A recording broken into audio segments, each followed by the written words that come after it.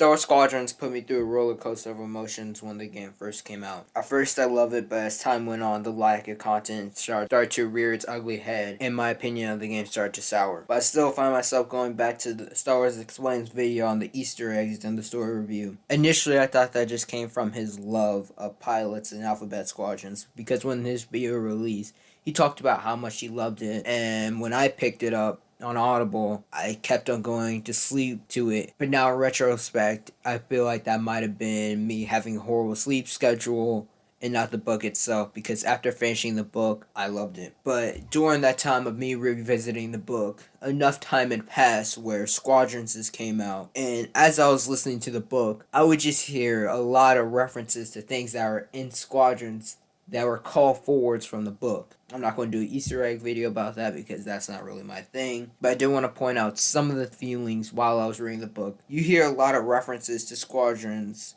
such as Anvil, Rogue, and of course the main squadron you play as, Vanguard. And those are just some off the top of my head. And each time I hear the aforementioned squadrons, I always put myself in the situation of someone who just started to read those books back when they initially came out, because to them, they were just random squadrons names, but now they are, at least one of them is a main character to the story, and the other one's now a movie. It almost seems like this book was made to boost people's perspective on the aforementioned squadrons. After getting through the tutorial of squadrons, you really feel like a pilot. But going through the book, you will hear mentions of components, switch all power to engines, let me use the ion weapon, ion torpedo, the gyroscopics of the B-wing. And honestly, I started doing that stuff in the game because it was a real immersive experience to hear these main characters in a book doing very similar stuff to what I was doing in the game. And it kind of changed my thought process because they were in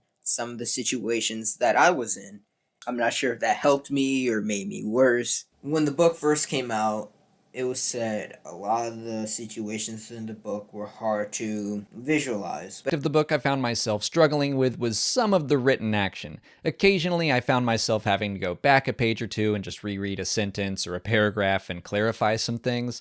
Like, I definitely understand the large-scale view of every battle and what happened, but I do feel like I missed some of the finer details. But after playing Squadrons, I find that problem a lot easier to manage now that we have been in, like I mentioned before, a few of the situations that they were in, so everything's much easier to visualize. Because to a lesser extent, we have been in the same battle they were in. The book kind of felt like a handbook to how to fly in Squadrons. And while I'm very conflicted about my emotions in Squadrons initially, after reading this book, I can very well say that this game had so much thought and love put into it, and that I cannot deny the immersion in a Star Wars project like this. If you take anything from this video, pick up Alphabet Squadrons, and if you haven't, I endorse you also getting Squadrons if pilot simulations are your thing. If not, I still cannot fully recommend this game.